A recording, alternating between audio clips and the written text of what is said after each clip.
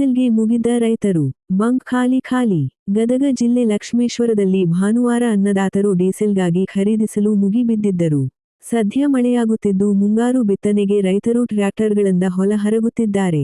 ಹೀಗಾಗಿ ಲಕ್ಷ್ಮೇಶ್ವರ ಸೇರಿದಂತೆ ಸುತ್ತಮುತ್ತಲಿನ 10 ಹಳ್ಳಗಳಿಂದ ರೈತರು ಡೀಸೆಲ್ ಖರೀದಿಗೆ ಲಕ್ಷ್ಮೇಶ್ವರದ ಬಂಕ್ಗಳಿಗೆ ಬರುತ್ತಿದ್ದಾರೆ.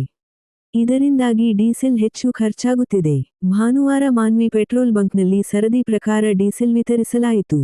ಒಬ್ಬ ರೈತರಿಗೆ ಕೇವಲ 2,000 ರೂಪಾಯಿಗಳ ಡೀಸೆಲ್ ಮಾತ್ರ ಮಾರಾಟ ಮಾಡಲಾಗುತ್ತಿದೆ. ವರದಿ ನಾಗರಾಜ ಹಣಗಿ, ಪ್ರಜಾಧ್ವನಿ, ಲಕ್ಷ್ಮೇಶ್ವರ.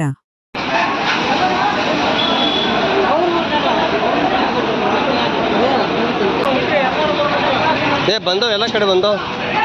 ಬಾಳೆ ತಗೊಂಡೆ, ಪೂರ್ತಿ ತಗೊಂಡೆ.